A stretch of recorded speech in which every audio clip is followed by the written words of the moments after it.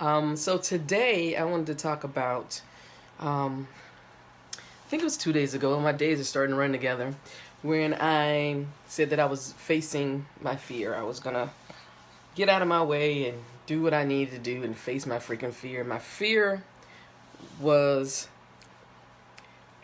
putting myself out here as the face of not only Kim Creighton LLC, but the face of Business for Social Change.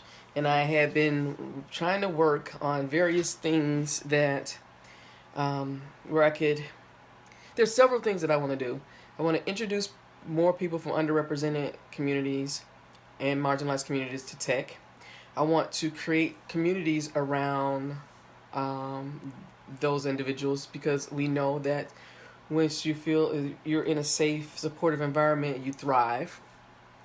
And I also want to encourage those individuals to start building businesses, because ultimately that's where the change comes. Business is the powerhouse of our economy.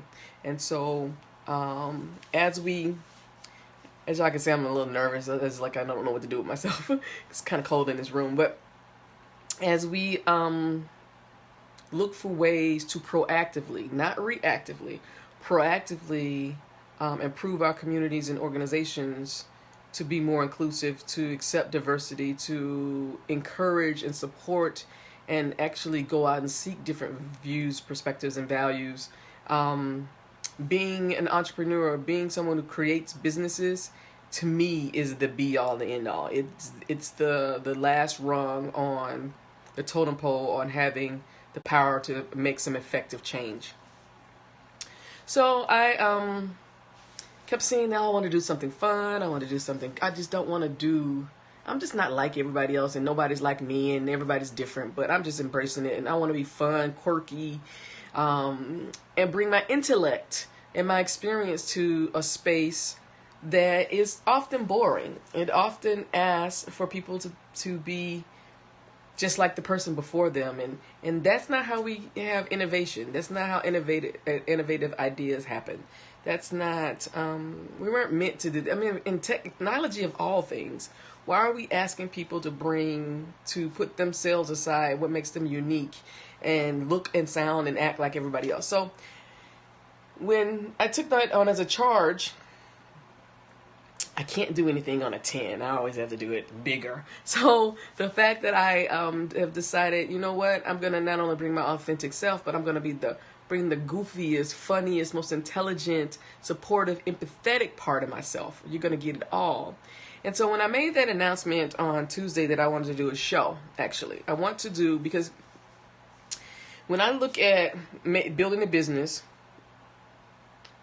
I mean, and to me, it has to be profitable.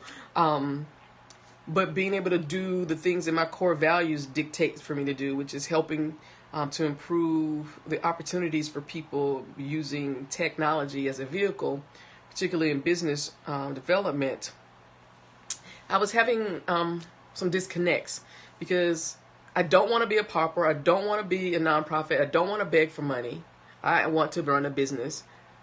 And yet the people that I'm looking to help provide a platform for them to have a voice and opportunity may not have the funds to pay for the services and for me to live in the way that I like to live. And so I was like, okay, screw this. I'm just knocking my head against this brick wall here. So what I'm going to do is, I'm an entertainer. In the short spouts that I am, I exhibit an extroverted personality. It's a big extroverted personality. And so I wanted to take advantage of that because media is the one format that I know that I can increase my capacity in a way that I can reach people from here and yonder for minimal cost. And that people will pay to sponsor, support, advertise, whatever, this kind of medium. So I actually wanted to do, said I was going to do a talk show. Well, not talk show, reality show. I don't know what the hell it is yet at this point. Because that's another thing. I didn't want to get stuck in the whole understanding the how of it right now, because that's what was really bothering me. I had the idea, it really sings to my heart, but I couldn't figure out how. So I just got over myself, exposed myself the other day by saying this is what I want to do, create this show where I'm walking entrepreneurs through the process of building businesses. And so people could see it, because I don't, Shark Tank stuff is too aggressive for me. The profit show, that's too aggressive. Everything that I see about building businesses is from a very aggressive, I'm going to be honest, white male perspective. Well, it's you need to be do, or you're not worthy. It's not a lot of balance in it. It's a lot of aggression, a lot of masculinity, a lot of screaming, people cheating, people competing, and that does not fit with me at all. I believe you can build wonderful, supportive businesses that allow you to have a standard of living that whatever you want that to be, while improving the standard of living for your families and your communities. And that's what, to me, business for social change is about.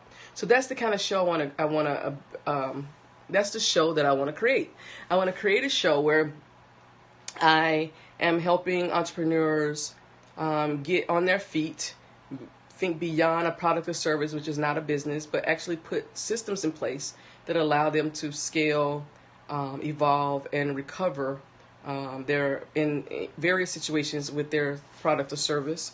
And I want to do it in a way that it's more collaboration rather than competition.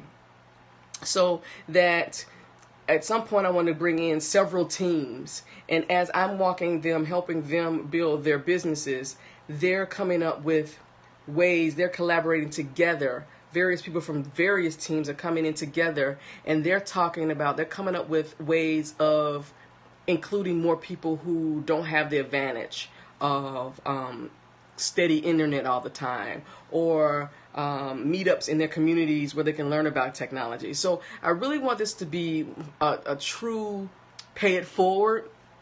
As I'm helping as I'm helping entrepreneurs build their businesses, they're collaborating with other entrepreneurs to exponentially grow and build a technology communities with people from underrepresented and marginalized communities. So that's the gist of it, and that's the exciting part for me. And how it's happening is coming together, because in that short time, someone's already reached out to me because they know somebody who might be willing to help me with the editing and producing part of it, and I have my first team. And I'll announce all that. I think we'll start it in February. But my first team has agreed to come on board and let me walk them through this process. And in exchange, they will be working with people in their community and helping them become more aware of technology and how they can become producers of technology and not just consumers of technology. So I'm just really interested in seeing how these little pebbles reverberate out into this ocean of making waves of change, of building businesses that people can be proud of, that really affect